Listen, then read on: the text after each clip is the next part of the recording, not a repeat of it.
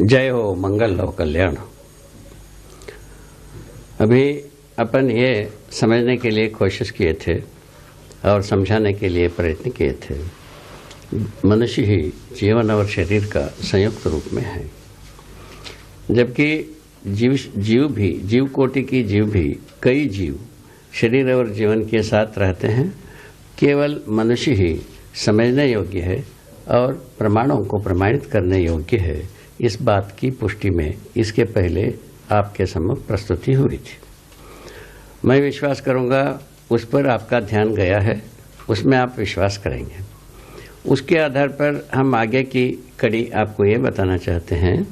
और शरीर की जो संरचना है मनुष्य की, ये मूलतः एक उस तरीके से बनी हुई है, सभी धातुएं और मेधस्तंत्र, जो जीवन अपने जागृति को व्यक्त कर सकता है। इससे कम विकसित मेधस्तंत्र और सप्तधातुओं का सम्मेलन में संतुलन जीव संसार में है। उसके पीछे की जो संसार है, भौतिक संसार और रासायनिक संसार, उसमें मेधस्तंत्र का कोई लक्षण नहीं है और ना उसमें वो प्रकाशन है, ना उसका प्रमाण है। इस ढंग से अपन निश्चय कर सकते हैं। तो हमारा जो कुछ भी अभी चिंतन है, ये मानव से संबंधित ज़्यादा है और मानव ही जागृति को प्रमाणित करने योग्य है और बाकी यांत्रिक रूप में रासायनिक भौतिक संसार कार्य कर रहा है। इसके बावजूद उसमें त्वा सहित व्यवस्था प्रकाशित है। इस बात को आपको यकीन दिलाया है। मनुष्य ही एकमात्र ऐसा इकाई है अपने त्वा सहित व्यवस्था को पहचान नहीं पाया है अभी तक। दो प्रकार के चिंतन आने के बावजूद अभी तीसरे प्रकार की इस चिंतन से आप हम त्वा सहित व्यवस्था होना हम पहचान सकते हैं। ये इसका मूल मुद्दा थी। जीवन और शरीर के संयुक्त रूप में होने का मुख्य प्रयोजन क्या है? मानव अपने मानवत्व सहित अपने प्रमाणों को प्रस्तुत कर सकता है। प्रमाणों को प्रस्तुत करता है तो व्यवस्था में ही होता है। व्यवस्था के अलावा दूसरा कोई प्रमाण भी नहीं होता है। प्रमाण यदि संसार में यदि अपन चाहते हैं परंपरा के रूप में, वो प्रमाण ही होगा। प्रमाण व्यवस्था में भागीदारी के रूप में ही होगी, जागृति के रूप में भी होगी, समाधान के रूप में ही होगी। ये मुख्य बात है इसमें। तो शरीर की जो बारे में पहले आपको संक्षेप रूप में बताई, और शरीर का संरचना गर्भाशय में होता है और जीवन का जो स्थिति है, अस्तित्व में परमाणु विकसित होकर के जीवन पद में संक्रमित हुआ रहता है, जिनमें प्रधान जो भौतिक संसार का, भौतिक परमाणुओं का और जीवन परमाणुओं का जो मौलिक अंतर क्या है, इस बारे में दो बात आपको गिनाए थे। एक बताया था भार बंधन, अणुबंधन। इन दोनों से मुक्त हो जाता है एक जीवन परमाणु। इसी का नाम है चैतन्य परमाणु। इसी को हम चैतन्य इकाई नाम दिया है। इस चैतन्य इकाई में जो संपूर्ण समझदारी को व्यक्त करने की संभावना उसी वक्त भ्रूणावस्था में होता है। उसके बाद शनै शनै जीव शरीर में कुछ होता है। उसके बाद मनुष्य शरीर के द्वारा शनै शनै वो व्यक्त होते होते आज के स्थिति में हम पूरा जागृति को व्यक्त करने योग्य हो गए हैं। यही मुख्य मुद्दा है। अभी आज के ध्रुवीकरण यही है। इसको कैसा हम पहचाना? क्योंकि मैं प्रमाणित किया, इसीलिए आप भी प्रमाणित कर सकते हैं। ये इसका मुख्य आधार यही है। मैं समझ गया, आप भी समझ सकते हैं। मुख्य आधार यही है। जब मैं समझ गए, प्रमाणित कर गए, इसी आधार पर हम आप भी सभी मानव जाति इसको समझ सकते हैं, प्रमाणित कर सकते हैं। फलस्वरूप व्यवस्था अस्तित्व में हम जो परंपरा के रूप में हम प्रमाणित कर सकते हैं। व्यवस्था में जीकर परस्परता में एक स्नेह, मैत्री, विश्वास को पूरा कर सकते हैं। समृद्धिपूर्वक हर परिवार जी सकता है। इस बात की आश्वासन इसमें मिलती है। ये कुल मिलाकर के जीवन और शरीर के संयुक्त रूप में होने वाली प्रयोजन। और जीवन का स्वरूप के बारे में ये बताए थे, गठनपूर्ण परमाणु होने के कारण जिसमें तात्विक रूप में कोई अंशों का घटना बढ़ना दोनों से मुक्ति पाया रहता है। ये पहला एक वैभव है। तो उसमें परिणाम होना बंद हो जाता है। परिणाम का अमरत्व ही जीवन पद है। ये मुख्य तात्विक रूप में होने वाली बात है। इसको हम समझदारी में स्वीकारने की आवश्यकता है। इस पर आप लोग ध्यान देते ही होंगे। दूसरा महिमा यह है जीवन के अक्षय बल, अक्षय शक्ति। अक्षय बल के रूप में भी हम आपके सभी मानव के जीवन में समानता है, जीवन के स्वरूप में भी समानता है और जीवन लक्ष्य में भी समानता है। अक्षय बल, अक्षय शक्ति के बारे में ये अपन थोड़ी सी अपने में शोध करने की बात है।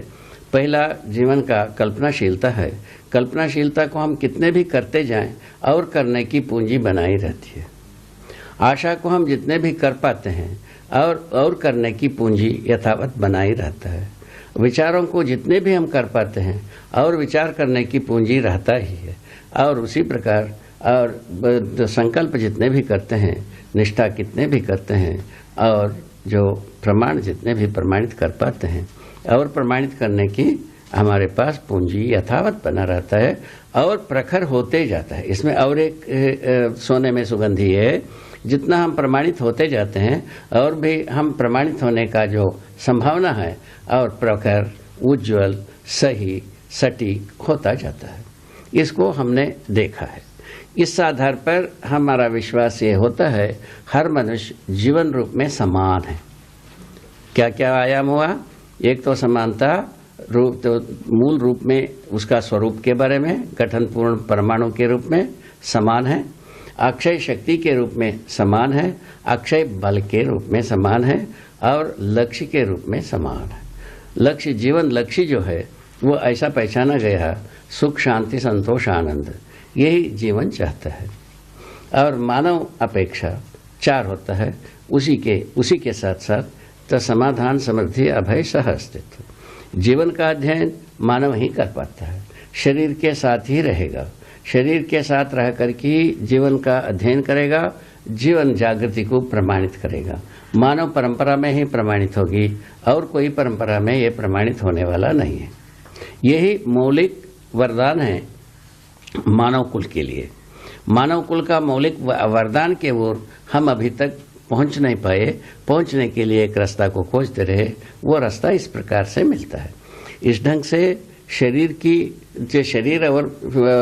की रचना गर्भाशय में होते हुए जीवन की संपूर्ण जागृति को प्रकाशित करने योग्य रचना रहता है। ये मानव परंपरा में ही प्रमाणित होने की बात। मानव परंपरा में ही मानव पद में, देव मानव पद में, दिव्य मानव पद में प्रकाशित होकर अपने जीवन जागृति को व्यक्त कर देता है। ये कुल मिलाकर के मतलब। और मानव पद में क्या होता है, देव मानव पद में क्या होता है, बात आती है। इसके बारे में ये तालिकाएं बन चुकी हैं मानव व्यवहार दर्शन में और मनोविज्ञान शास्त्र में। ये सब चीज़ें काफ़ी विस्तृत रूप में बताई गई है। यहाँ एक संक्षेप रूप में ये बताया जा सकता है, बताए जा रहे हैं कि जैसा हमारा आशा, विचार, इच्छा, संकल्प, प्रामाणिकता आदि जो कार्य है, इसको एक व्यवस्थित ढंग से तालिका बनाने से यही बनता है। बल को हम स्थिति में देखते हैं और गति में शक्तियों को देख पाते हैं। जैसा आशा को गति में देखते हैं, आस्वादन को स्थिति में देखते हैं। आस्वादन आपके स्थिति में ही हो पाता है। आस्वादन आप करते ही हैं और मैं भी करता हूँ, ये स्थिति में होता ही है। आस्वादन के लिए चयन अब कहीं ना कहीं बाहर से ही होता है और उसको भी हम जानते हैं। तो बाहर से भीतर से मतलब क्या होता है? एक तो संबंध के आधार पर मूल्य आता है, मूल्यों को आस्वादन के आधार पर चयन होना एक विधि है। संवेदनाओं के आधार पर चयन होना दूसरा विधि है। संवेदनाओं के आधार पर जो चयन होती है उसको भ्रमित विधि देखा गया है और मूल्यों पर जो चयन होता है उसको जागृति विधि के रूप में पहचाना गया है। तो उसके बाद विचार आती है। विचारों में जो विश्लेषण करने की कार्यक्रम है वो मुद्दा इसे नजरिया पर आधारित रहता है। मानव के पास नजरिया के दो ही तरीका है। एक तरीका है प्रेरित लाभ, दूसरा तरीका है न्याय, धर्म, सत्य।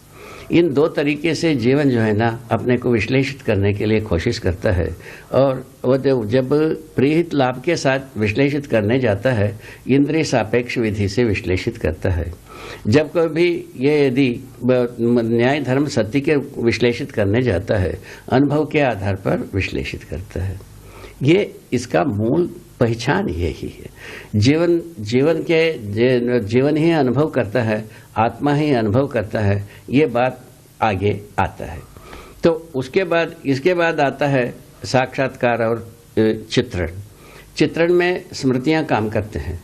जो शब्दों का स्मृति होती है, रूप का भी स्मृति होती है, किंतु धर्म और स्वभाव का स्मृतियां नहीं होती है। और इसकी साक्षात्कार होना पड़ेगा। स्मृति से केवल स्वभाव धर्म को पहचाना नहीं जा सकता, शब्दों से पहचाना नहीं जा सकता।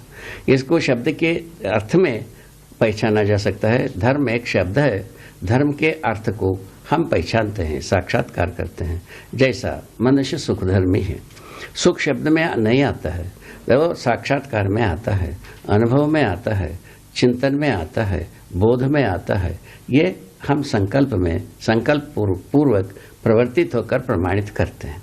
इस ढंग से चिंतन पूर्वक चित्रण जो होता है, न्याय धर्म सत्य के आधार पर ही चित्रण होना शुरू हो जाता है। माने हम जितने भी कार्यक्रमों को बनाएंगे वो सभी चित्रण न्याय धर्म को प्रमाणित करने के अर्थ में ही होता है। इतने में से क्या हो जाता है, और जो संवेदनाएं रहते हैं मनुष्य में, वो संवेदनाएं इनमें नियंत्रित हो जाते हैं। क्या होता है, सबसे बड़ी भारी भूमिका यही है। चिंतन पूर्वक जीने का प्रमाण यही है, संवेदनाएं नियंत्रित हुआ या नहीं हुआ। उसको हर व्यक्ति जांचा करो, उसमें हर व्यक्ति को उतना ही अधिकार है जितना मुझको अधिकार है। वो आप अपने में जांच करके देखिए, यदि संवेदनाएं नियंत्रित हुई है, न्याय धर्म सत्य के जो चौखट में ये संवेदनाएं अपने को स्थिर होना पाया, माने संवेदनाएं नियंत्रित हो गए। यदि संवेदनाएं न्याय धर्म सत्य की चौखट से बाहर भागने लगा, ये नियंत्रित नहीं है, ये बात को हम अच्छी तरह से पहचान सकते हैं। ये बहुत अच्छी एक अपने को जांचने की स्थली है। इसमें हम यदि इस कसौटी से हम उभर जाते हैं, स्वाभाविक रूप है न्याय धर्म सत्य का बोध होता ही है। ये अध्ययन क्रम में होने वाली प्रक्रियाएं हैं। इन क्रम में तो जैसा ही न्याय धर्म सत्य अपने आप में यदि हमको बोध हुआ, वो तुरंत ही संबंधों का बोध पहले से ही रहता है, चित्रण रहता ही है और साक्षात्कार रहता है। संबंधों में मूल्यों को निर्वाह करने में हम सक्षम हो जाते हैं। जो संबोधन तो हम पहले से अभी से कर रहे हैं, माई बाप सब करते रहते हैं, और किंतु वो आयु, परिवेश, परिस्थिति, आवश्यकता, ये सब को ध्यान में रख करके ये बदलती चली जाती है। क्या चीज़? निर्वाह करने की बात। क्या निर्वाह करने की बात? इसको विश्वास को निर्वाह करने की बात। एक समय में जैसा विश्वास निर्वाह हुआ, दूसरे बार ऐसा नहीं हो पाता है। कब तक? भ्रमित रहते तक विश्वास सा लगता है, विश्वास हुआ नहीं रहता है। विश्वास होने के लिए हमको साक्षात्कार होना बहुत अनिवार्य है। हर संबंधों का जो स्वभाव धर्म है, ये हमको साक्षात्कार होने की आवश्यकता है। तो इन साक्षात्कार विधि से हम आगे चलते हैं। इसमें कसौटी की बात कह दी थी। तो जैसा ही हम संवेदनाओं को नियंत्रित पाते हैं, हमारा कसौटी ठीक है। हम अपने में स्थिर हुए, निश्चित हुए, निश्चिंत हुए, निश्चल भी हो गए। इसमें जो दोहरा व्यक्तित्व की संभावना मर जाता है, यही मृत्यु होती है। इसी स्थल में हर व्यक्ति इसको अनुभव करेगा। दोहरा व्यक्तित्व का मृत्यु स्थली यही है। जिस क्षण में, जिस मुहूर्त में हम अपने को ये जांच पाते हैं कि संज्ञानशीलता में संवेदनाएं नियंत्रित हुआ, उसी क्षण में मृत्यु होती है। दोहरी व्यक्तित्व, दोहरी व्यक्तित्व ही है भ्रम का सबसे बड़ी भारी कवच। यही भ्रम और जागृति का निरक्षीर न्याय हो पाता है। इसका लक्ष्मण रेखा यहीं बन पाता है। सही गलती का लक्ष्मण रेखा यहीं बनता है। जागृति भ्रम का भी लक्ष्मण रेखा यहीं बनता है। इस बात को हम अच्छे तरह से पहचान सकते हैं। इस ढंग से जीवन वैभव कितना जबरदस्त है, इसको आप हम बोध कर सकते हैं। इस बोध के पश्चात स्वाभाविक है, बोध को प्रमाणित करने के लिए हम तत्पर होते हैं। अनुभव होते ही है। अनुभव विधि से हम पूरा जीवन अभिभूत होता है। अभिभूत होने का मतलब अनुभव के रूप में सभी प्रक्रियाएं होने लगता है। अनुभव के तारतम्य में ही सभी प्रक्रियाएं होने लगता है। अनुभव आत्मा में होता है। आत्मा में अनुभव किया हुआ बुद्धि में बोध और संकल्प में आता ही है। पुनः अनुभव वही बोध और संकल्प चिंतन और चित्रण में आता ही है। वही चिंतन और चित्रण पुनः तुलन और विश्लेषण में आता है। वही तुलन और विश्लेषण आस्वादन और चयन में आता है। तो जागृति पूर्वक क्या आस्वादन होता है? मूल्यों का आस्वादन होता है। और भ्रम पूर्वक क्या आस्वादन होता है? तो संवेदनाओं का आस्वादन होती है। इतनी ही बात। अब आदमी स्वयं ये तय करें कि संवेदनाओं का आस्वादन करना है, मूल्यों का आस्वादन करना है। इस ढंग से ये अध्ययन की गरिमा है। इसमें महिमा भी इसी प्रकार आता है। इस ढंग से जीवन स्वयं में जागृत होने वाली बात, जागृति का प्रकाशन में मानव परंपरा आश्वस्त होने की बात, फलस्वरूप हम परिवार में सुख समृद्धि, समाज में सुख समृद्धि और विश्वास, वर्तमान में विश्वास और व्यवस्था में हम सुख समृद्धि, विश्वास और क्या कहते हैं सह अस्तित्व को प्रमाणित कर लेते हैं।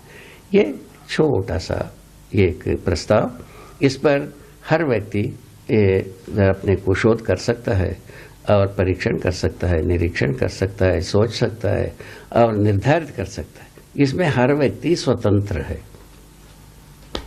स्वत्व क्या होगी? स्वतंत्रता होगा तो स्वत्व क्या होगी?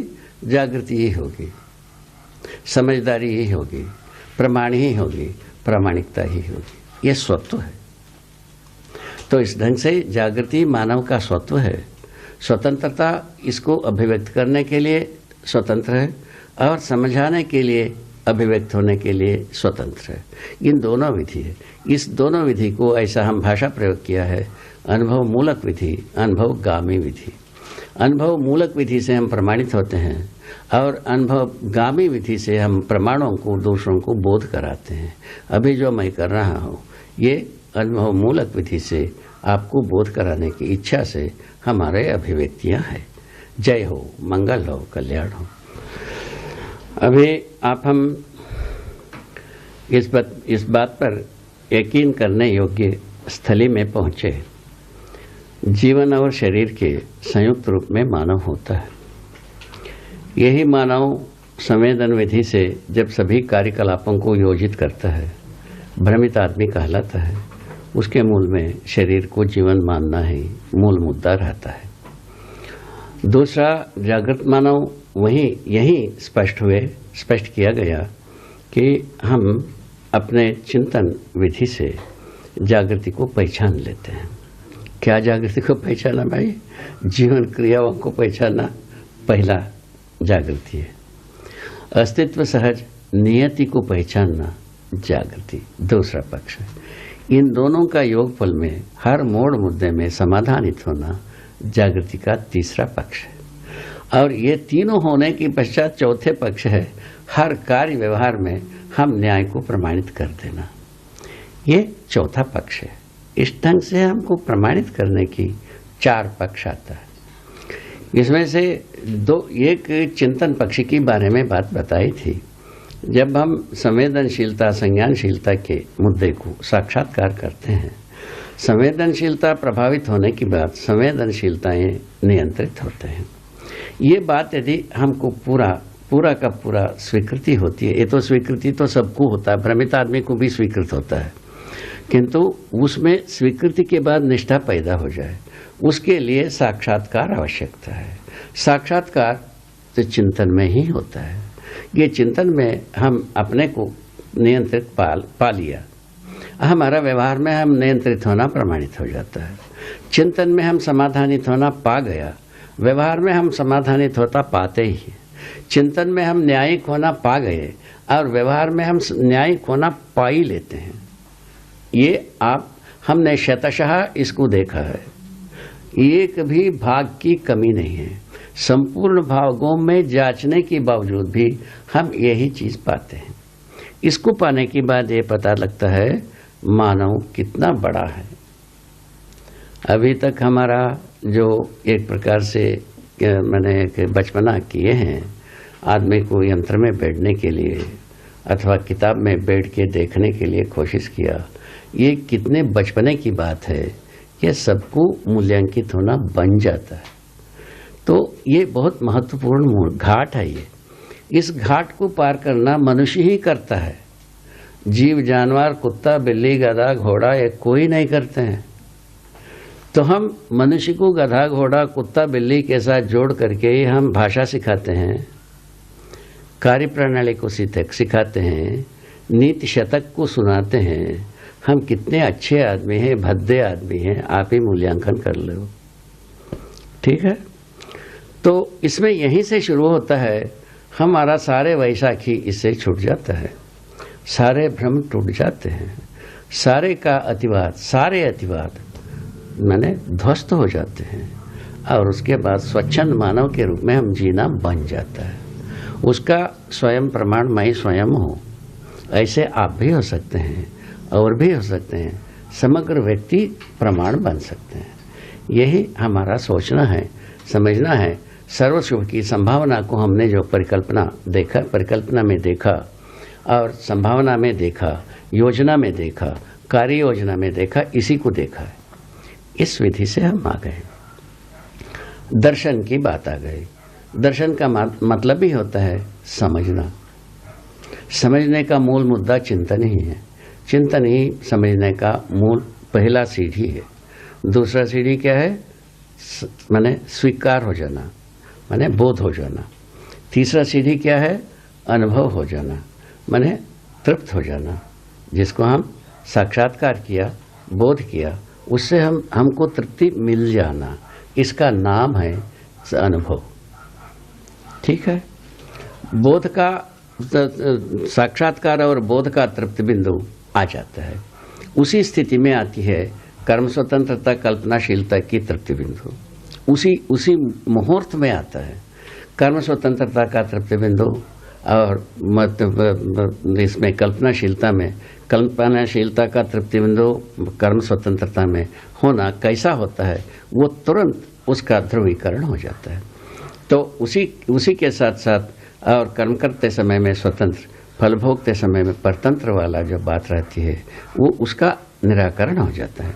कर्म करते समय में भी स्वतंत्र हो जाते हैं, फल भोगते समय में भी स्वतंत्र हो जाते हैं। वो कैसा आता है? उसका एक थोड़ा सा स्पष्टीकरण। भ्रमपूर्वक किया हुआ किसी भी कर्म फल का परिणाम है, वो लोग अब बांटने में कोई लेता नहीं। भ्रमपूर्वक किया हुआ कर्म फल है, उसको संसार में बांटने जाते हैं हम, वो कोई लेता नहीं है।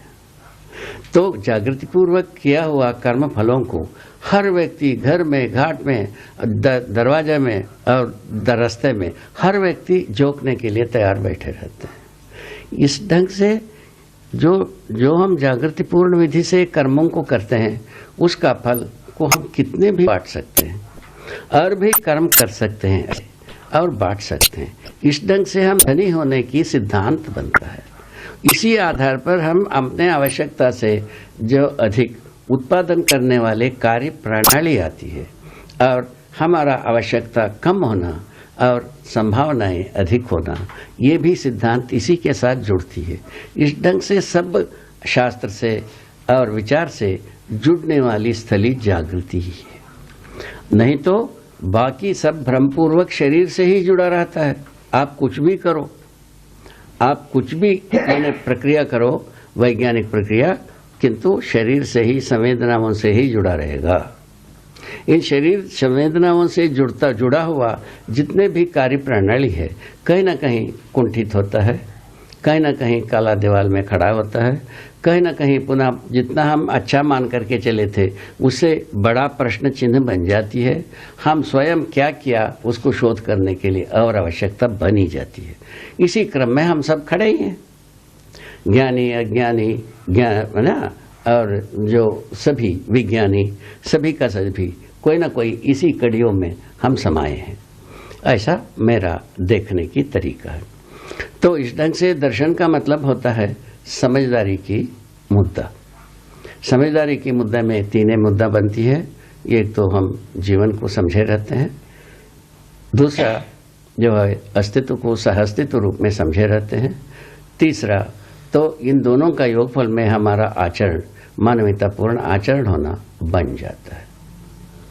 अब मानवतापूर्ण आचरण होना एक सहज क्रिया होने से मनुष्य परिवार में भी सुखी, मानव पर समाज में भी सुखी, मानव राज्य में भी सुखी, व्यवस्था में भी सुखी, पढ़ाई में सुखी, पढ़ाने में सुखी, सभी अवस्थाओं में सुखी। उसी के साथ और परिवार के हर व्यक्ति के साथ, बड़ों के साथ सुखी, बच्चों के साथ सुखी, वृद्धों के साथ सुखी, साथियों के साथ सुखी, सब संबंधियों के साथ सुखी, सब के साथ हम सुखी रहना बनता है। फलस्वरूप हम सुखी करना बन जाता है। इसका एक ही लाइन है, वो है जिसके पास जो पूंजी रहती है, जिसके पास जो चीज़ रहता है उसी को वह आवंटित करता है। तो मनुष्य के पास सुख का क्षण ही होता है और परेशानी का क्षण ही होता है। परेशानी के क्षण में आदमी परेशानी को बांटता ही बांटता और सुख के क्षणों में सुख को बांटता ही बांटता। इसी को मैंने अनुभव किया है। मैं समझता हूँ आप भी अनुभव करेंगे और सुखी होंगे। ये कुल मिलाकर के जीवन और शरीर के संयुक्त रूप में होने वाली प्रक्रियाएं में से ये आ गए। और उसके बाद आता है जो शरीर के साथ जो जीवन का जो कार्यकलाप है, उसमें भ्रम और जागृति की दो बात पूरा हुआ। इस ढंग से हम इस ठोर में आ गए कि जागृति पूर्वक हम सुखी होते हैं और भ्रम पूर्वक दुखी होते रहते हैं। ये इस प्रकार से आइए महाराज। अब जागृति यदि हमारा वर होता है, उसके लिए हम जी जान लड़ाएंगे ही और उसमें हम जिएंगे ही। जिनको ये जरूरत पड़ता है वो अपने निष्ठा को प्रमाणित करेगा ही, जिनको जरूरत नहीं है नहीं करेगा, क्या आपत्ति हुआ।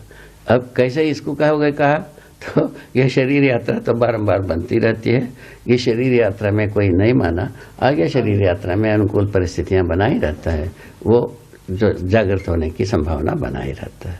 इस ढंग से मेरा अंतिम उद्गार है, इस ढंग से बन गई। जय जय जय हो, मंगल हो, कल्याण हो। अभी आप हम जागृति के संबंध में विश्वास करने के मुद्दे पर कुछ समझने की कोशिश किए, समझाने की कोशिश किए। ये सफल होने के विश्वास में आगे की कड़ी। दर्शन, ऐसे दर्शन के मुद्दे पर आपको यह स्मरण दिलाया है केवल सूचना के रूप में। व्यवहार दर्शन, कर्म दर्शन, अभ्यास दर्शन, अनुभव दर्शन, 4 अध्याय में पूरा मध्यस्थ दर्शन को प्रस्तुत किया है। ये बात की सूचना पहले भी हुई है। और इसमें से हमारे साथ में जो मित्र बैठे हैं, इनका जिज्ञासा है ये अनुभव दर्शन पर कुछ प्रकाश डालें, ऐसा आप कह रहे हैं। क्योंकि अभी तक अपन अनुभव के ही डंका बजा रहे हैं और ये भी हम कहना चाहेंगे अनुभव पूर्वक ही हम जो ठोस ढंग से हम अपने बात को प्रस्तुत करना बनता है।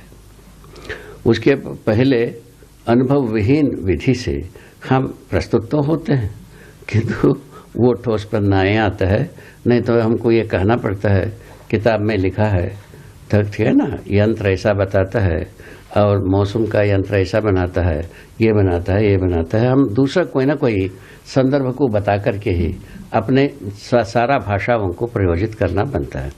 नहीं तो हमारा पिताजी ऐसा कहे थे, हमारे बड़े लोग ऐसा कहे थे, हम लैबोरेटरी में ऐसा देखा, यही बताया। आप क्या किए आप बताना बनता नहीं। ये मुख्य मुद्दा यहाँ से है। ये अनुभव दर्शन में ये मुख्य मुद्दा के ऊपर काफ़ी हस्तक्षेप किया है। अनुभव मूलक विधि से हम स्वयं जिम्मेवार होना बन जाती है। मैंने अनुभव किया है, ये उद्गार आता है। अनुभव के बाद अस्तित्व की नियम, अस्तित्व की नियति, अस्तित्व की प्रक्रिया, अस्तित्व में होने वाले विकास, अस्तित्व में होने वाले विकास क्रम और अस्तित्व में होने वाले जागृति क्रम, जागृति, इन सभी के साथ जुड़ करके हम कहते हैं हम अनुभव किया है। इसमें कोई एक बात को कहते नहीं है कि हम एक भाग को अध्ययन किया, ये समग्रता को अध्ययन किया। समग्रता में कितना सुगम है वो बात आपको बताना चाहते हैं। तो व्यापक वस्तु में एक एक वस्तु होने की अवधारणा आप में जब आ जाता है, एक एक वस्तु में से मनुष्य भी एक एक वस्तु में से एक है। उसमें से मनुष्य में जो विशेषता है वो यही है, जीवन और शरीर का संयुक्त रूप। जीवन कुल मिलाकर के अनुभव करने वाले वस्तु है, ये आपको अनुभव माने आपके स्वीकृति में आ जाता है। अनुभव करने के लिए जब एकमात्र जीवन है, जीवन में ही हम अनुभव करना है अस्तित्व को सहअस्तित्व रूप में, जीवन को जागृति के रूप में। दोनों चीज को हम अनुभव ही करना है। इसको दूसरा कोई मिशन बता नहीं पाता है, ना कोई दूसरा कोई विधि है, ना किताब बता पाता है। हर व्यक्ति ही अनुभव का जिम्मेवार है। अनुभव करने में कोई मिशन को, कोई माध्यम को हम यदि कहें ये ठीक है, वो होने वाला नहीं है। मनुष्य ही अनुभव करेगा, मनुष्य ही जिम्मेवार होगा। मनुष्य ही जिम्मेवार होने के आधार पर समझदारी के कसौटी में जिम्मेवारी को निरंतर जांचेगा। क्या जिम्मेवारी के बारे में? व्यवस्था में जीना जिम्मेवारी है। समझदारी पूर्वक हम जीते हैं, व्यवस्था में जीना ही बनता है, दूसरा कुछ बनते ही नहीं। ये व्यवस्था को ही हम नियति कहते हैं। समग्र व्यवस्था को हम नाम दिया है नियति। नियति ही समग्र व्यवस्था है। इन समग्र व्यवस्था में हम भागीदारी होने के लिए हम समझदार होते हैं। फलस्वरूप व्यवस्था में भागीदारी करते हुए हम प्रमाणित हो जाते हैं। यही अनुभव का दृष्ट फल है, माने जीता जागता फल यही है। इन फल को प्रयोग करने के लिए हर आदमी अपने में प्रमाणित होना, अनुभूत होना, किसमें? सहअस्तित्व में अनुभव करना, अनुभव किए रहना, ये एक आवश्यक ही मुद्दा है।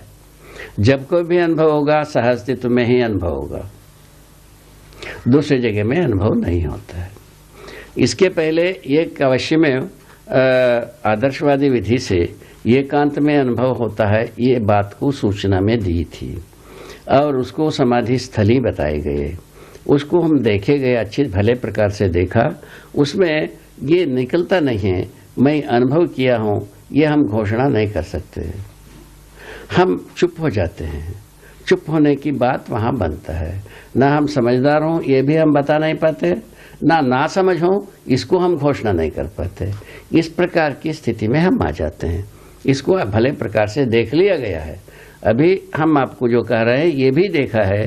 तो सहअस्तित्व में अनुभव होने की स्थिति में हम सहअस्तित्व को समझा हों ये समझ में आता है। जीवन को हम जीवन के रूप में यदि हम पूरा का पूरा अध्ययन कर पाए हैं और उसको अनुभव कर लिए हैं, प्रमाणित करने के लिए योग्य हो पाए हैं, उस स्थिति में हम जीवन का अनुभव मुझ में हो गई है, इसको भी हम घोषणा कर सकते हैं।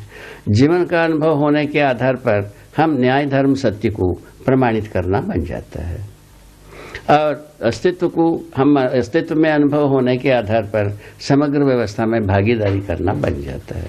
शायद है सभी प्रयत्न का जो अभिप्सा, आवश्यकता और जागृति का पहचान ये इतने में ही होता है। इससे ज़्यादा कुछ होता नहीं। इससे कम में आदमी प्रमाणित नहीं हो पाएगा। इससे कम में भी प्रमाणित होना संभव नहीं है। इससे ज़्यादा कुछ प्रमाणित होने की आवश्यकता बनते ही नहीं। समग्र व्यवस्था में भागीदारी करने की बात, जीवन को हम न्याय धर्म सत्य के रूप में प्रमाणित करने की स्थिति में हम आ जाते हैं। यही ज्ञानावस्था की एक बहुत बड़ी भारी उपलब्धि, प्रमाण और परंपरा के रूप में प्रमाणित होने की संभावना, ये सब एक साथ उदय होता है। किस आधार पर उदय होता है इसके पहले बताया था। चिंतन में हम सही गलती का, जागृति और भ्रम का हम लक्ष्मण रेखा को देख लेते हैं। इस पर भ्रम है, इस पर जागृति है, इस ढंग से आने लगता है। उसी प्रकार न्याय इस पर है और इस पर में अन्याय है। इसी प्रकार समाधान इस पर है, उस पर में समस्या है। इसी प्रकार असत्य इस पर है, इस पर में सत्य है।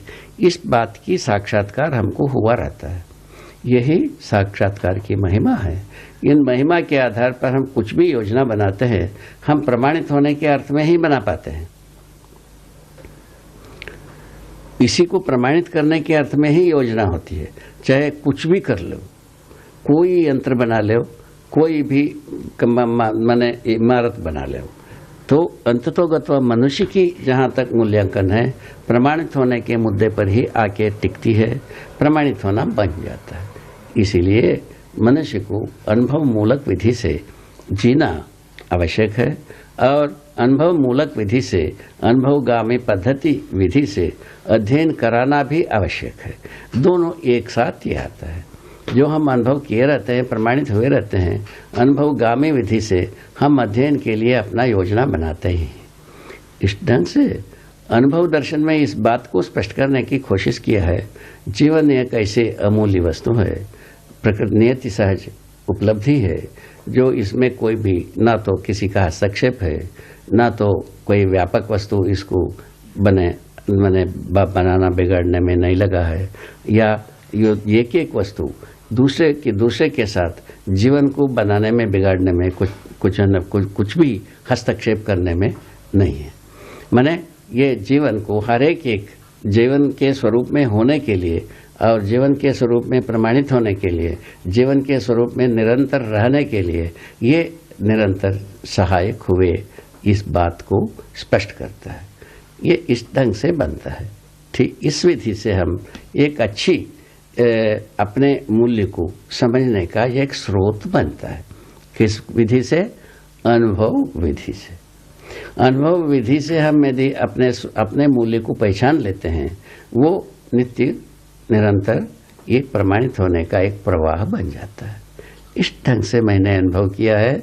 तो अनुभवात्मक अध्यात्मवाद में यही है, सत्ता में मैं अनुभूत होता हूँ, सत्ता में समग्रता को अनुभव करता हूँ, सत्ता में हम समग्रता के साथ व्यवस्था का अनुभव करता हूँ।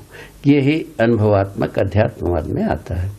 क्योंकि पहले भी आपको ये बताया था कि पूर्वजों ने एक भाषा दिए थे अध्यात्म को व्यापक। उस व्यापक को हमने हर एक परस्परता के बीच में प्रमाणित करने की विधि दिया है, और इस विधि से व्यापक वस्तु सबको बोध होने की बात आ गई। बच्चे 5वीं पढ़ने वाले बच्चे भी व्यापक वस्तु को पहले बोध करते हैं, उसके बाद एक एक वस्तु को पूरा बोध करना बनता है। एक एक वस्तु को बोध करने के लिए रूप गुण स्वभाव धर्म इन चारों को बोध करना पड़ता है। केवल व्यापक वस्तु में और सर्वत्र विद्यमानता और पारदर्शिता पारगामिता को बोध करने की आवश्यकता बनती है। इसको हम अध्ययन करा के देखा है, लोगों को बोध होता है, ये प्रमाणित हुई तथ्य है। इसके आधार पर सबको ये बोध होगा, इस आधार पर हम शुरुआत की है। इस ढंग से अनुभवात्मक अध्यात्मवाद अपने में सार्थकता को मनुष्य की जागृति के स्वरूप में सत्यापित करता है। जय हो, मंगल हो, कल्याण। बाबा जी, अनुभव दर्शन और अध्यात्मवाद में आपस में क्या भेद है?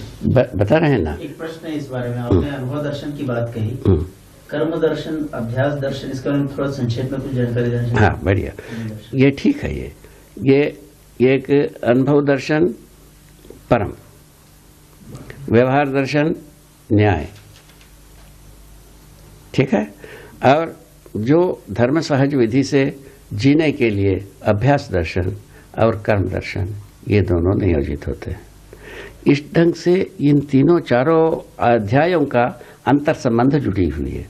कुल मिलाकर के न्याय धर्म सत्यपूर्वक जीना ही है, इसको प्रमाणित करना ही है, जागृति को प्रमाणित करना ही है। जागृति स्वयं में वो क्या सहअस्तित्व रूप में ही है। जागृति एकांत रूप में कोई जागृति नहीं है। जागृति का प्रमाण होता ही नहीं बताया, एकांत का अंतिम बिंदु समाधि बताया।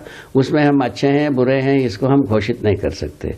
हम समझा हो नहीं समझा हो इसको हमने घोषणा नहीं कर पाते रहे। इसको हम अच्छी तरह से देखा है। इसके बाद कोई शंका तो होना बेकार है। यदि शंका करना है तो आप समाधि के स्थिति को प्राप्त करिए, उसके बाद आप घोषणा करिए। ये बात ऐसे ही बनता है, ठीक है। तो इसमें समय को व्यर्थ करना बेकार है और समझदार होना सही घाट है।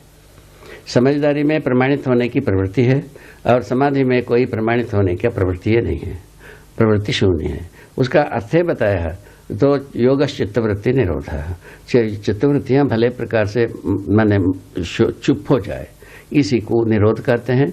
वो निरोध होना होता है। निरोध होने के बाद हम प्रमाणित करने की आवश्यकता है ही नहीं है। यही एकांतवाद का बहुत बड़ी भारी तोप मानते रहे। एकांत में कोई चीज प्रमाण होता नहीं। ठीक है। ये दूसरा भाग, एकांत नाम की कोई घाट नहीं है। ठीक है।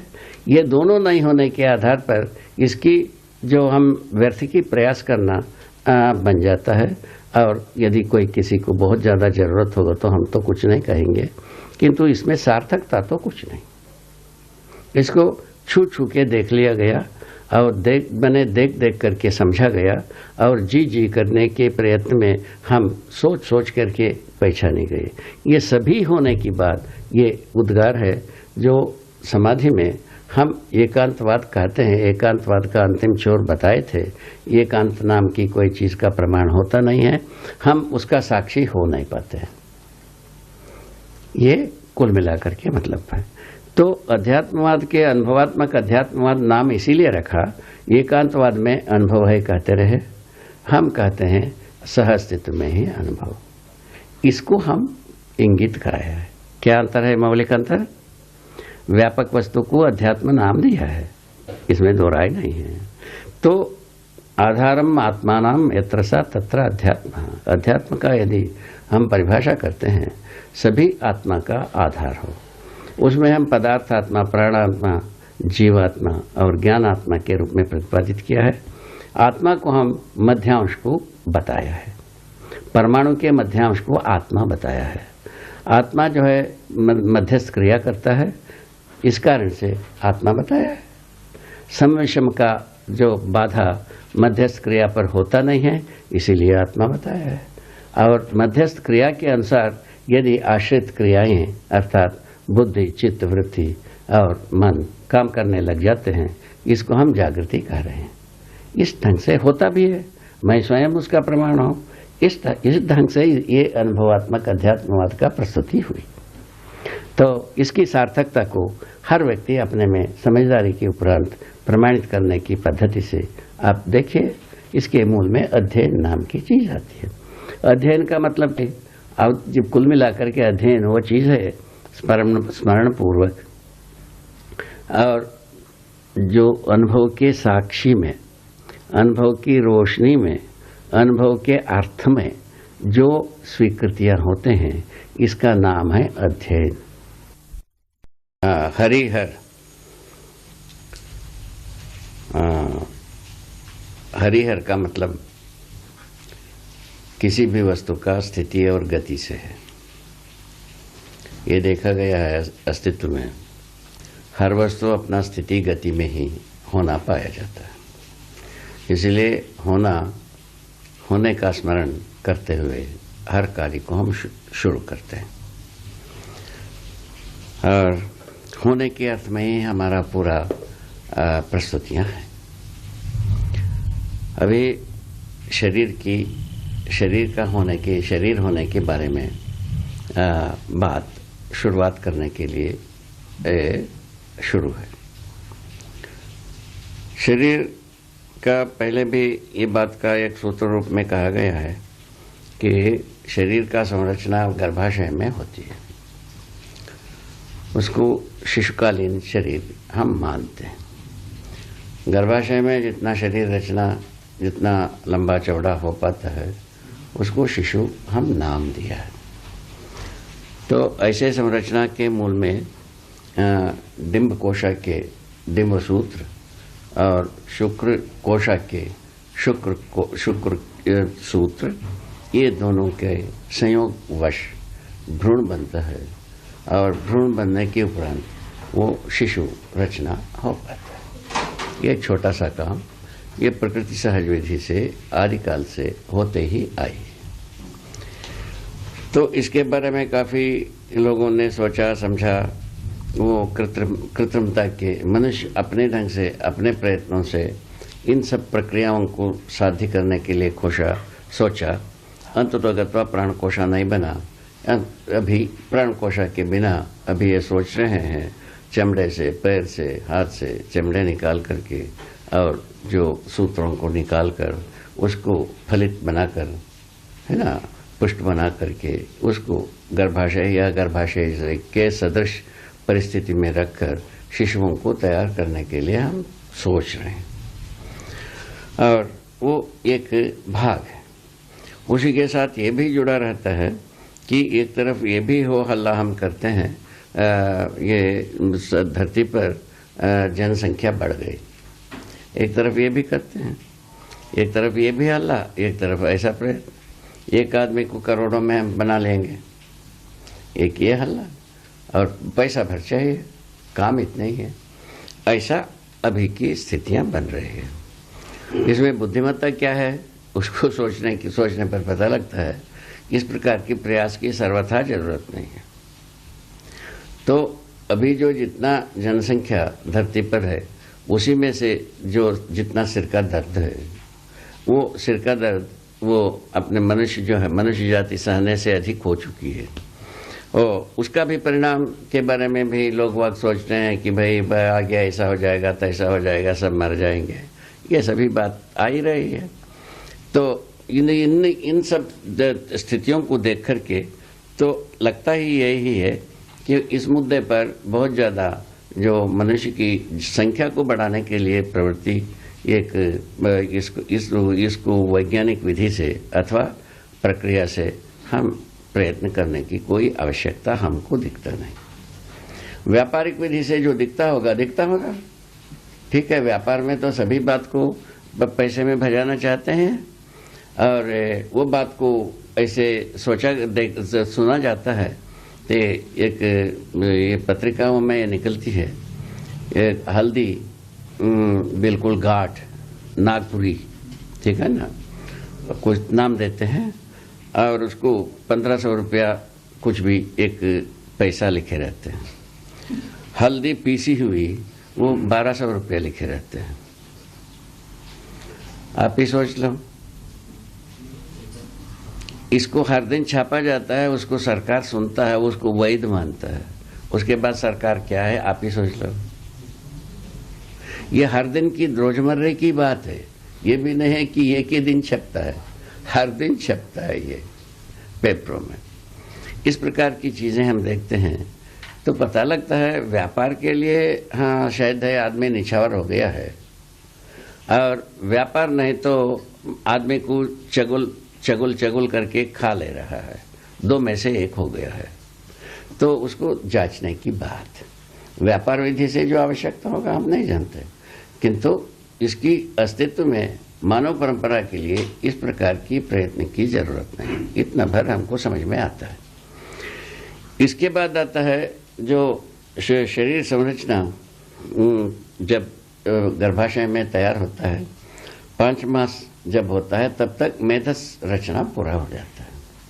मेधस रचना के बाद ही कोई न कोई जीवन शरीर को चलाने के लिए प्रयत्न करता है।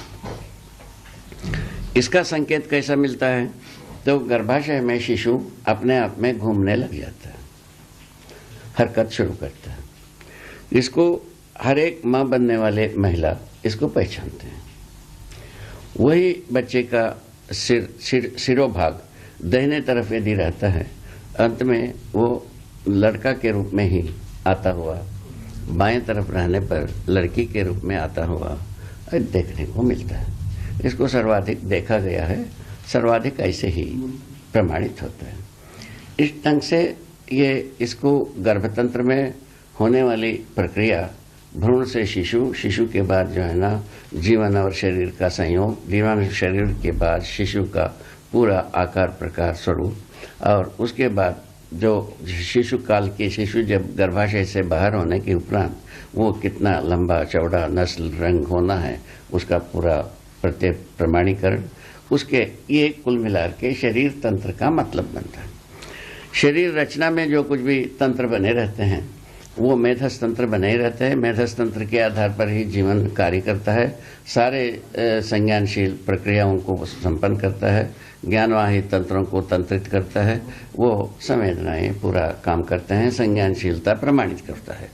इस ढंग से तो जीवन और शरीर का संयोग में ज़्यादा से ज़्यादा हमको प्रमाण मिलता है। संज्ञानशील कार्यकलापों में जीवन और शरीर का संयुक्त रूप होना प्रमाणित होता है। मुख्य बात यहाँ से है। ये इस संज्ञानशीलता को पहचानने के बाद ये बहुत अच्छी ढंग से प्रमाणित हो जाती है। केवल संवेदनशीलता की विधि से इस बात को पहचानना बहुत कठिन है, क्योंकि वंशानुषंगी विधि से जीवों में भी संवेदनशीलताएं व्यक्त हुए हैं।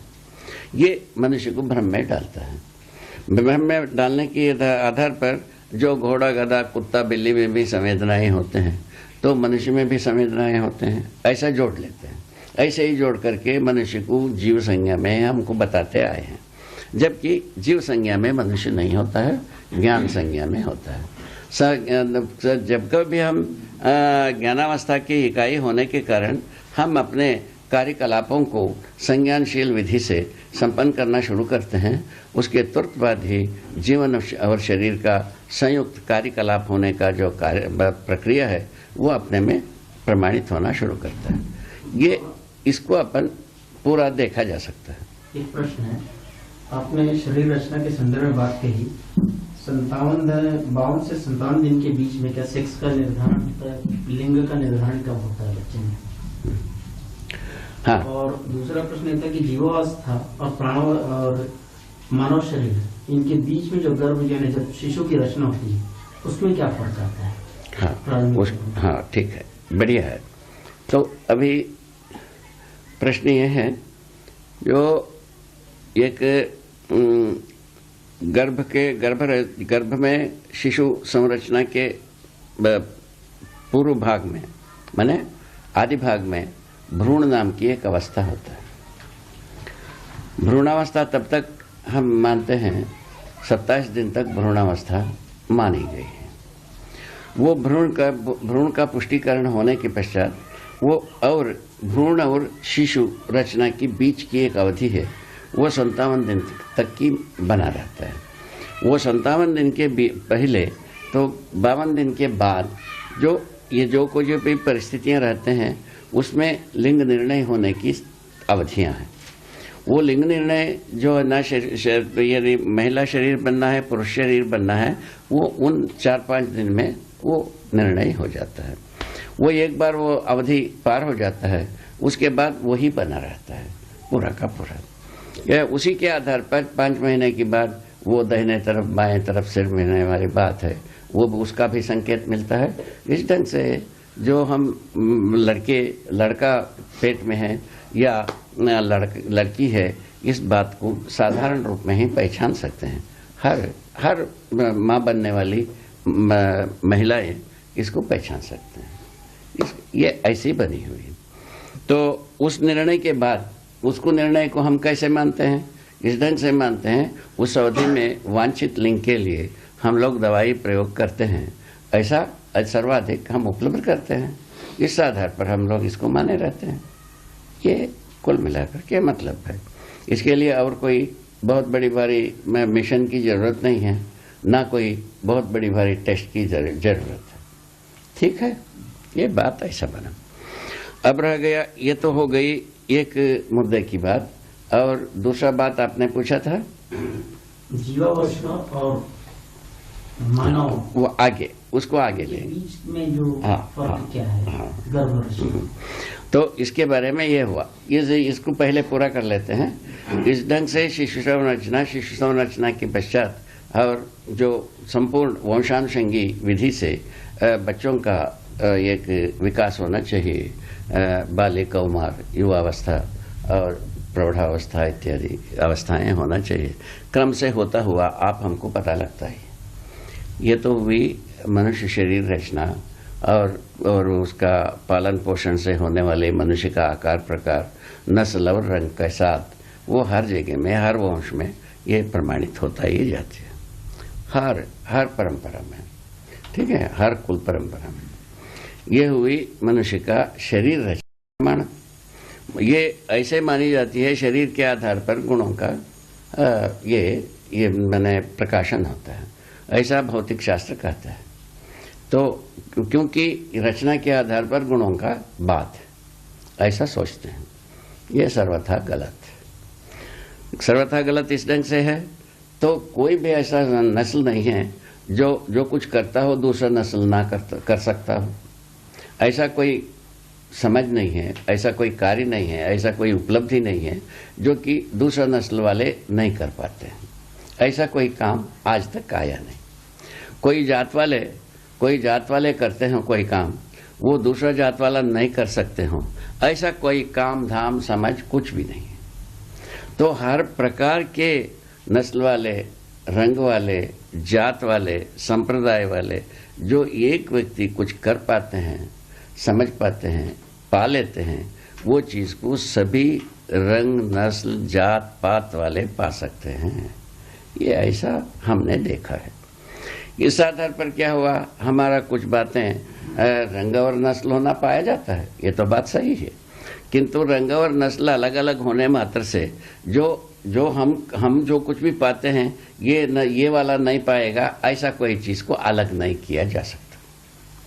इसको ये भी देखा गया कि दूध पीने वाला आदमी भी गाड़ी चलाता है, दारू पीने वाला भी चलाता है, उनसे भी चलता है, उनके हाथों से भी गाड़ी चल जाती है और इनके हाथों से भी गाड़ी चल जाती है। उनके हाथों से भी बहुत सारे एक्सीडेंट होते हैं, इनके हाथों से भी एक्सीडेंट होते हैं।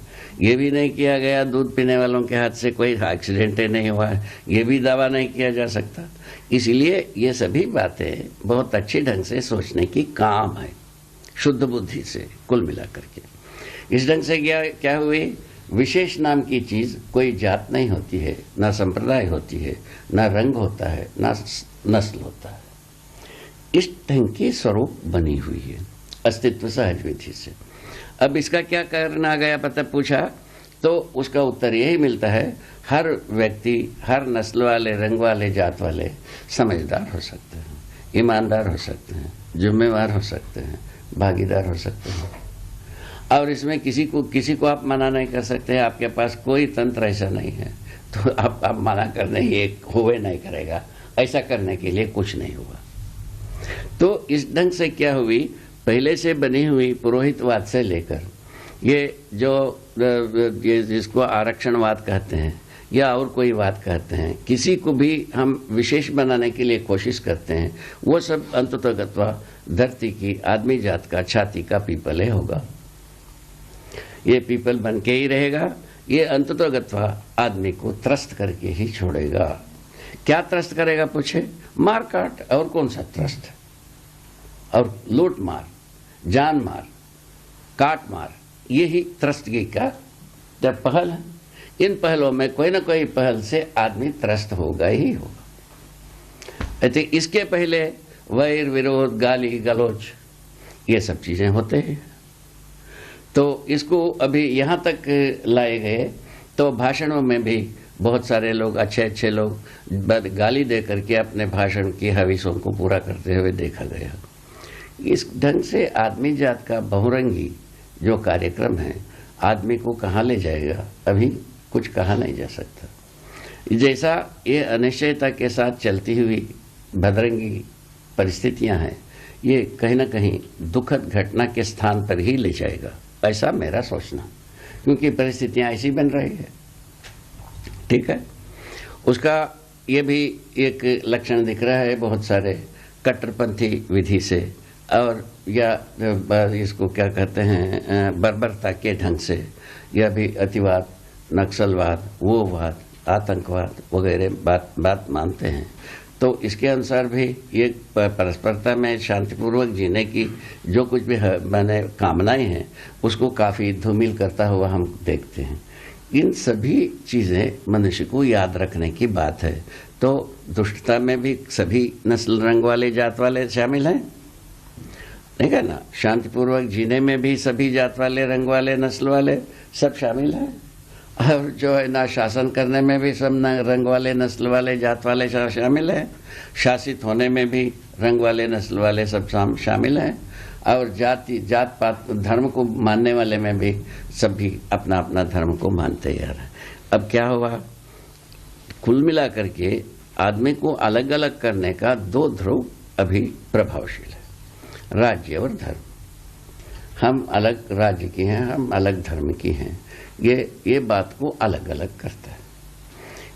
ये ही दो कांटा है, आदमी को चैन से रहने नहीं देना है। क्योंकि धर्म विधि से भी तो एक हम हमारा धर्म के अलावा दूसरा कोई प्रकार की धर्म वाला रहवे ना करे, ऐसा भी सोचने वाले अच्छे लोग हैं इस धरती पर।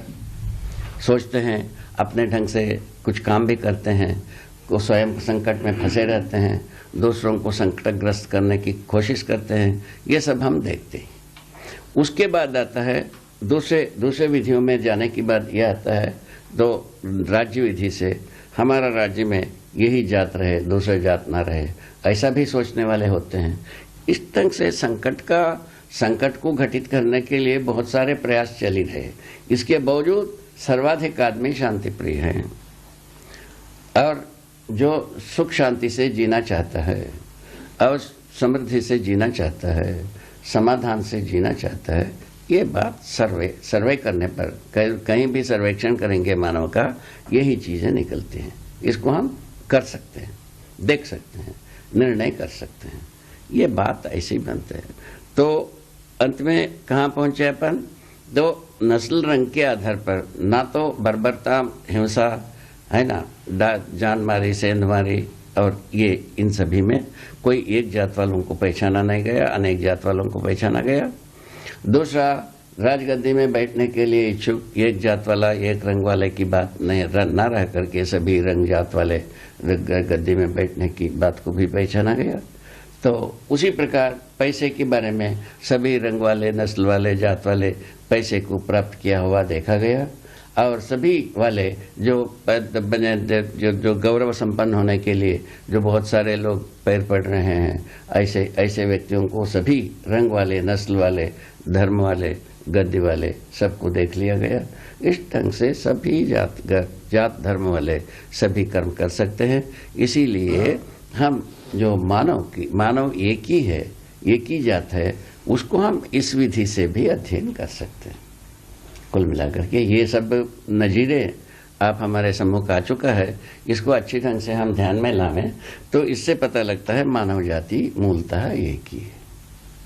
रंग पर कोई जाति निर्णय नहीं होता है, रंग पर कोई निर्णय माने रिजर्वेशन हो नहीं सकती और जाति पर नहीं हो सकती और नस्ल पर नहीं हो सकती, संप्रदायों पर हो ही नहीं सकती और केवल एक हो सकता है ये सभी आदमी जाति एक। आदमी जाति एक है, ये बात को यदि हम पहचान पाते हैं, उसी के आधार पर आदमी का जो धर्म को भी पहचान सकते हैं। धर्म का मतलब जो मानव धर्म के बारे में अभी याद दिलाए थे, तो सुख धर्म, सुखी होने की आशय सब में निहित है। सभी रंग वाले के पास, नस्ल वाले के पास, जात वाले के पास, संप्रदाय वाले के पास सुखी होने के आशय सब में समान है। इस सुखी होने के, सभी सुखी होने की विधि को हम पहचान सकते हैं, खोज सकते हैं और उसको लोकव्यापीकरण कर सकते हैं और उसी के आधार पर हम सभी सुखी होने की दिन को इंतजार कर सकते हैं। उसी क्रम में ये कार्यक्रम है। इसका मूल तत्व ही है मानव जाति एक, कर्म अनेक।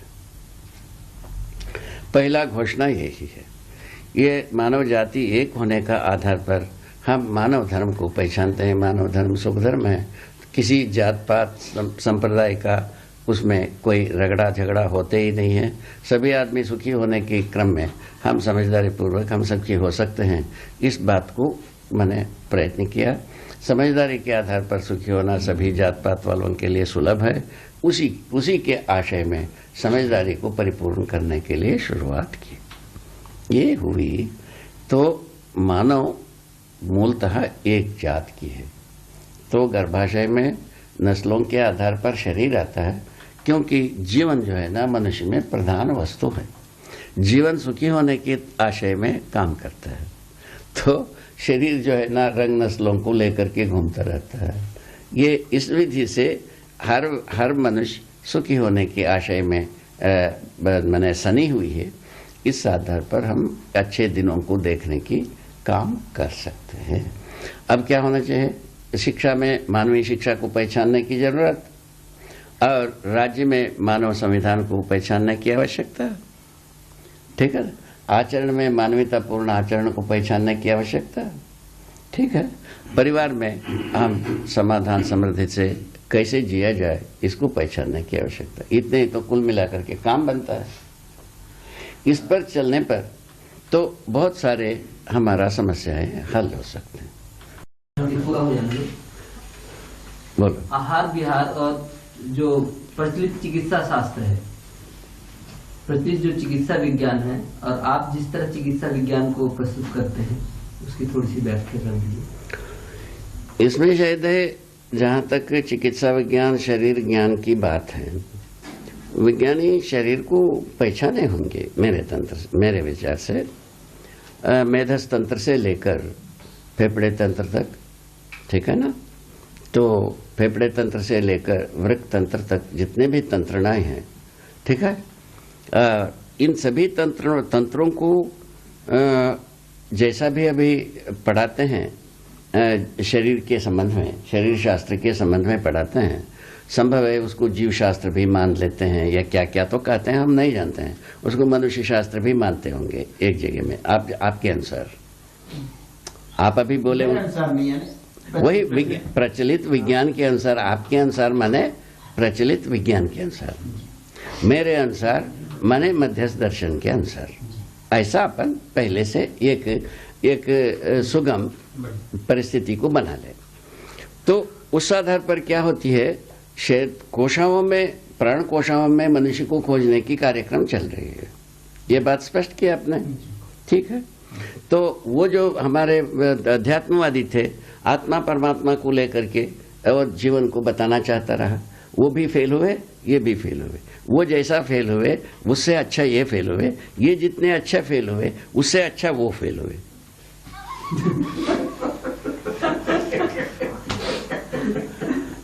दोनों का बराबरी है, इसमें कोई ज्यादा 32 से 34 दांत हो गया ऐसा नहीं है।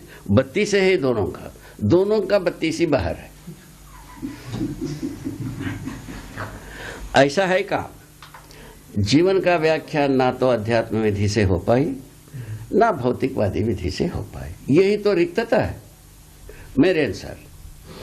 यदि कोई भी एक विधि से जीवन का व्याख्या हो जाती, जीवन का स्वरूप समझ में आ जाती, समझाने की विधि तैयार हो जाती, उसके बाद हम जहाँ जिस दीनहीन स्थिति में पहुँच रहे हैं, दुर्गति में पहुँच रहे हैं, अनिश्चित अनिष्ट घटना के कवलित होने की जगह में जा रहे हैं, यहाँ हम नहीं पहुँचते, इसके बदले में अवरे कहीं पहुँचते।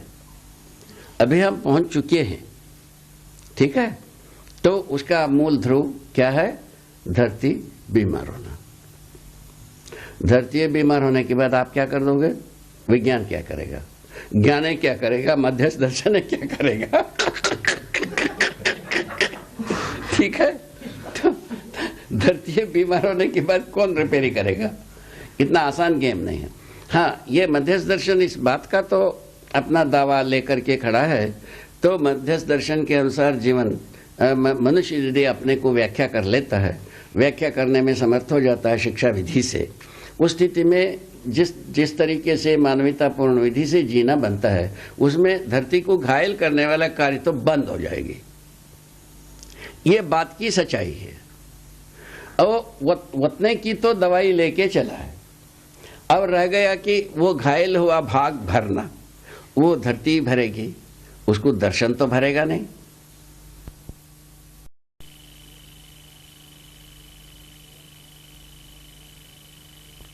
मैं अभी भी कंफ्यूज हो रहा हूँ चिकित्सा विज्ञान के संदर्भ में, कि प्रचलित चिकित्सा विज्ञान काफी हद तक शरीरगत समस्याओं का निराकरण कर चुका है। हाँ, क्या प्रतिभा इसमें इस संदर्भ में मध्यस्थ दर्शन इसको कहाँ पे फिट बैठता है? अरे शरीर है बाबा, जीवन है, अस्तित्व ही है। ये तीन मुद्दा समझ में आता है।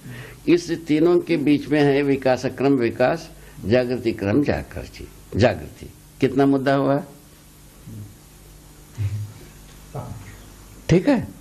अस्तित्व है ही, उसको आप नहीं बनाओगे, मैं नहीं बनाऊंगा, हमारा दर्शन नहीं बनाएगा। जो दर्शन वही है जो है, उसका हम दर्शन किया है। जो नहीं है उसका हमने दर्शन नहीं किया है। ठीक हो गया। जो नहीं है उसको आपका दर्शन बताता है, भौतिक दर्शन।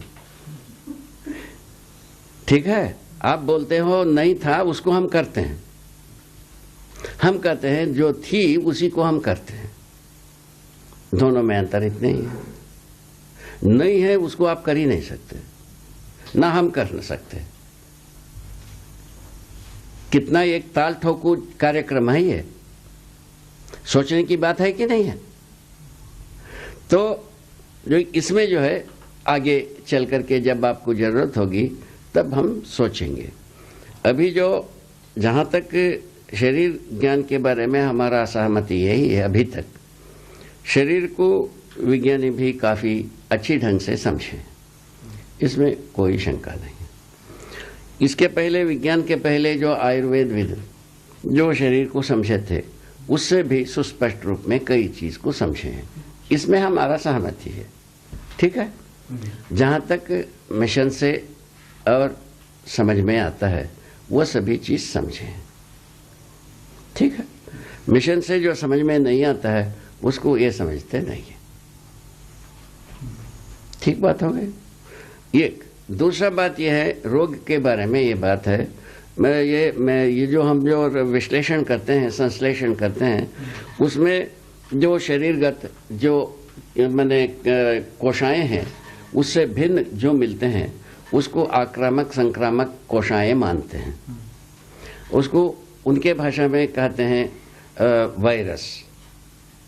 हर रोग का कोई वायरस होता है, उसमें वो विश्वास रखते हैं। मतलब होता है प्राण कोशाओं का विरोधी, यही बनता है। उसके लिए हिंदीकरण किया है प्राण रक्षक। ये अच्छे आदमियों का काम है कि नहीं है? मैं आपको एक सेंस बताया, एक शब्द की तर्जुमा की बात किया, हम कितने अच्छे आदमी हैं। उसको प्राण रक्षक दवाई प्रयोग किया है हिंदी में, उसमें लिखा प्राण नाशक दवाई, वो लिखा है। उसमें लिखा जो एंटीबायोटिक का जो सेंस होता है प्राण नाशक दवाई है। हम क्या कहते हैं? प्राण रक्षक दवाई। दोनों कितना समीचीन है, कितना समीचीन है रे? सोच लो, हम कितने अच्छे आदमी हैं। ठीक है, एक बात आपको इंगित कराना चाहा। इसमें क्या देखा गया, ये तो पता चला कि इनके प्रयोगों में ये देखे गए जो बैक्टीरिया जो मिलती है उसके ऊपर जो दवाइयाँ डालते हैं जिससे वो मर जाता है, उसको उस रोग के लिए रेकमेंड करते हैं। साथ में लिखे रहते हैं तो इसको ज़्यादा प्रयोग नहीं करना है, ज़्यादा प्रयोग करने से बहुत हानि पहुंचाता है, ये भी लिखे रहते हैं। ठीक बात है। ये होता क्या है, क्रिया क्या होता है भाई? ये जो प्राणनाशक जो ये कीट रहता है, मैंने जो स्वस्थ प्राण कोशाओं को जो हलाकान करने वाले जो सूत्र आते हैं और एक को मारते तक में 1000 को अस्वस्थ कोशाओं को भी मारा रहता है, यही एंटीबायोटिक। इसका प्रमाण कैसे मिलता है भाई? उसको हम लोगों ने देखा, एक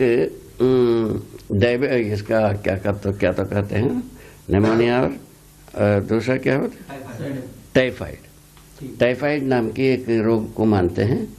उसमें आंतों में ज्वर होता है, उसमें ऐसा आयुर्वेद के अनुसार, और उसमें आंतों में छोटी छोटी छाली हो जाती हैं, उसके बाद उससे ज्वर पैदा होता है। वो दीर्घकालीन ज़्यादा दिन रहने वाली ज्वर मानते हैं। उसके लिए अलग चिकित्साएं लिखी हुई है, अब वो अलग है। उसके लिए एंटीबायोटिक प्रयोग किया जाता है। प्रयोग करने के बाद वो आदमी जो एक प्रकार से अधमरा जैसा ही होता है। ठीक हो गए, ये देखा गया। और उसको हम आयुर्वेद औषधियों से भी चिकित्सा देते हैं। ठीक है, जबकि रोग का दो कहीं ना कहीं तो स्वस्थ एकदम जैसा स्वस्थ जैसा तो होता नहीं है, किंतु उससे बहुत ज़्यादा स्वस्थ दिखते हैं। इसको हम लोगों ने 20 जगह में प्रयोग करके देखा है। इसको क्या करोगे? क्या है वो? ये भी ऐसा नहीं है कि वो वो क्या कहते हैं पेटेंट ही, और क्या कहते हैं तुम नहीं जानते हो इंटेलेक्चुअल प्रॉपर्टी राइट, ये सब चीज कुछ भी नहीं है उसमें। साधारण रूप में जो चीजें हैं जो उसका कषाय बनाते हैं, कषाय बना करके उसमें उसी के अंदर गुड़ को डाल करके वो कषाय को पिलाते रहते हैं। केवल पिलाते पिलाते पिलाते एक ऐसे 2 बार 10-20 बार पिलाते तक में एक शौच होता है, उसके बाद ज्वर उतर जाता है। वो काढ़ा को पिलाते रहते हैं 3 दिन तक। उस बीच में पथ्य परहेज बताते हैं, वो ठीक हो जाता है। इसको क्या किया जाए? मुकदमा चलाया जाए? बाबा जी, इसका अर्थ ये समझ में आ रहा है अपने को कि शरीर को स्वस्थ बनाए रखने के लिए वर्तमान में आयुर्वेदिक सिस्टम ज्यादा अच्छा है। हाँ, वो ठीक है। यहाँ यदि कंक्लूजन आया, जैसे निकल एलोपैथी है या होम्योपैथी है, इनके कंपैरिजन में वो ठीक है। तो हमारा कहना ही है, हम यदि ऐसा कंक्लूजन निकाल लिए हैं तब तो उसके अलग टैक्स होते हैं। तो कैसे शरीर को भावी रोगों भविष्य में होने वाले रोगों से बचाया जा सकता है, एक विधि वो बनता है। रोग आ ही गया है, उसको तत्काल कैसे शमन किया जाए, रोग या साध्य रूप धारण कर लिया जाए, उस स्थिति में हमको क्या क्या करना चाहिए, उस ढंग से 3 चरण में इसके बारे में एक अच्छी पैठ पैदा किया जा सकता है। ठीक है। और इसके लिए अलग से ही एक वो होगा, मीटिंग होगा आप हमारे बीच में, इसको फैसला किया जा सकता है।